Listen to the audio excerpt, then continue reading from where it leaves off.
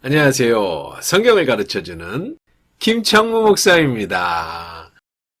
직장 생활을 그만두거나 그만두고 싶은 사람들의 많은 부분의 하나는 직장 내에 정말 마음이 안 맞는 사람이 있기 때문입니다. 심지어는 소시오패스와 같은 사람이 한 직장에 있을 수 있어요. 소시오패스라는 것은 어떤 자신의 유익이나 성공을 위해서 수단과 방법을 가리지 않는 사람입니다. 심지어는 나쁜 짓을 저지르고도 다른 사람에 대해서는 일도 관심이 없어요. 자기의 양심도 없어요. 가책도 느끼지 않는 사람을 말합니다. 자기의 오로지 성공과 자기 안위와 자기의 감정만 있는 사람. 그 정도까지는 아니어도 정말 보기 싫은 사람이 한 직장에 있어요. 어떻게 해야 할까요?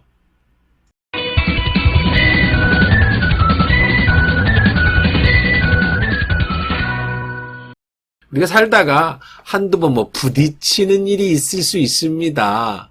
그러면 그냥 넘어갈 수 있겠지만, 그러지 않고 아침에 출근해서 퇴근할 때까지 계속 봐야 하는 그런 사람이 있다면, 만약에 그런 사람이 여러분의 상사라면 문제가 있겠죠? 그 사람만 아니면 직장 계속 다닐 수 있을 텐데, 여러 정신과 의사, 그리고 여러 책들을 통해서, 성경을 통해서 한번 그 해결책을 한번 찾아봅시다.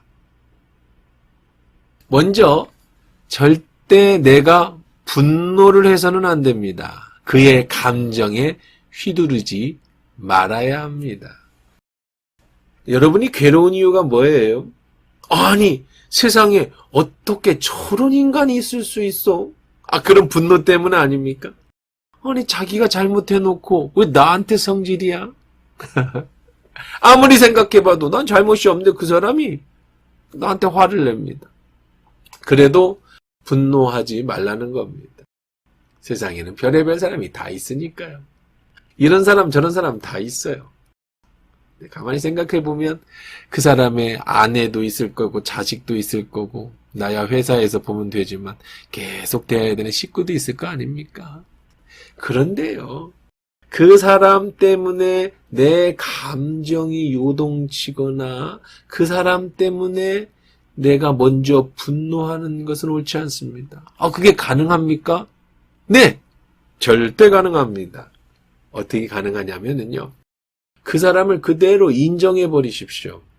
저 사람은 저런 사람이다. 그렇게 인정해 버리고요. 그 다음에 그 사람에 대해서 기대하지 않는 겁니다. 기대가 없으면은요, 내 감정이 요동치지 않습니다. 영향을 적게 받을 수 있습니다. 그냥 그대로 인정하세요. 저 사람이 하는 말은 진심이 아니다. 저 사람이 하는 말은 나에게 어떤 영향도 끼칠 수 없다. 스스로 자기 자신한테 그렇게 얘기를 하는 거죠. 아무리 저 사람이 나를 화나게 해도 나는 감정적으로 대응하지 않겠다. 이게 훈련하면 가능합니다. 여러분이 감정이 상하는 이유는 상대적이에요. 이 사람이 나에게 그렇게 했으니까 나도 그렇게 감정이 상하는 건데요. 쉽게 너는 그렇게 해. 나는 너에게 영향을 받지 않을 거야. 너는 원래 그런 사람이야. 인정해버리면 싸움이 손바닥이 부딪혀야 소리가 나는데 그냥 내가 무시해버리면 내 감정에서 요동치지 않을 수 있는 겁니다. 성경의 요셉은요. 라반네 집에 처가살이를 했습니다. 라반이 바로 그런 사람이었는데요. 요셉을 속였습니다. 세상에 자기 딸을 이용해서 14년 임금으로 요셉의 노동력을 착취해 갑니다. 나중에는요. 이제 서로 연봉 협상을 하는데 10번이나 어깁니다. 근데 요셉은 다투지 않습니다. 하나님이 책임져 줄 거라고 믿고 끝까지 참아요. 그렇게 요셉은 성장합니다. 그 사람을 인정하면서 내가 성장할 수 있다. 그 사람을 인정해 보세요. 좋은 쪽이든 나쁜 쪽이든. 두 번째는 절대 상대를 바꾸려 해서는 안 된다는 겁니다. 상대방의 결점을 고쳐주려고 해서는 안 돼요.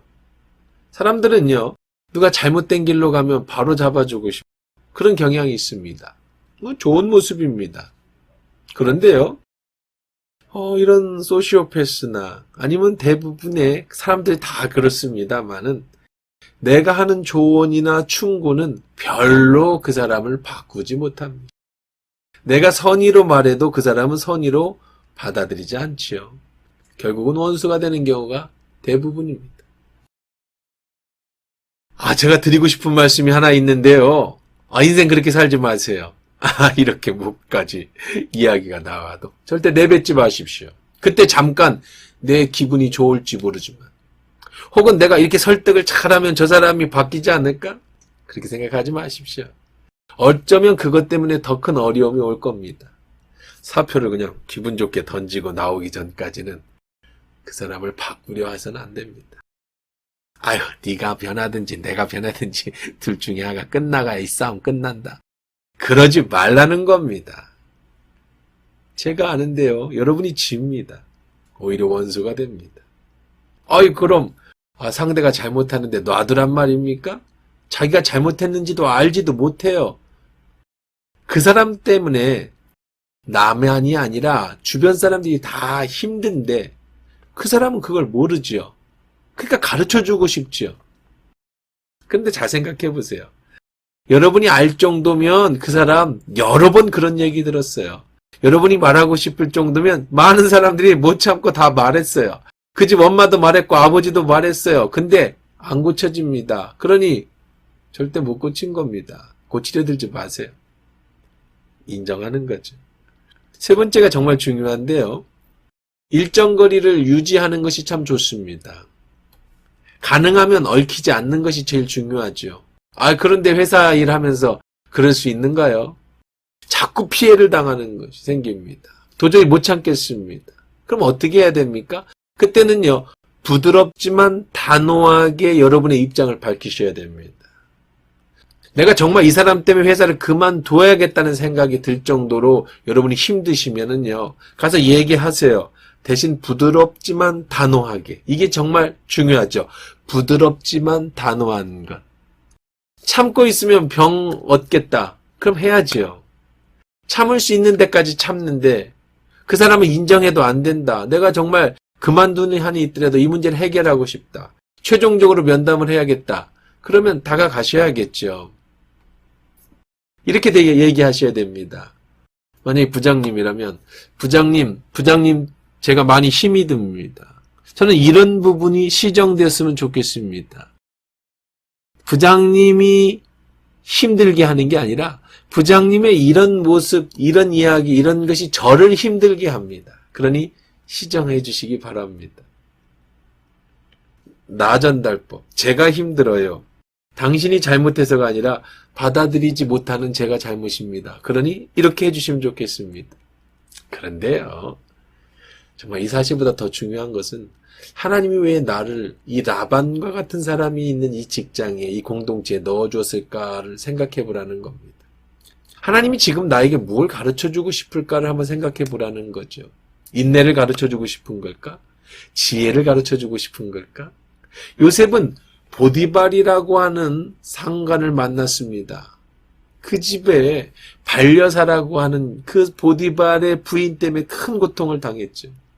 나중에 감옥에 갑니다. 온갖 고통을 당합니다. 근데 요셉은 싸웠다는 얘기 없어요. 인내했습니다. 혈기를 냈다는 얘기 없어요. 참았습니다. 나중에 보디발 집의 그 경험, 감옥에서의 그 경험은 요셉이 총리가 되고 애굽을 다스리는 데 있어서 큰 도움이 됩니다.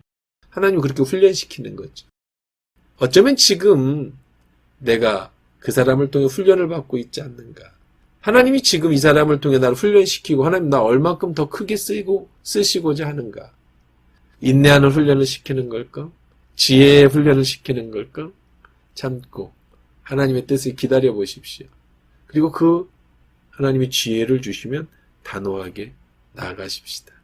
지금 하나님은 여러분을 준비시키고 계시는 겁니다.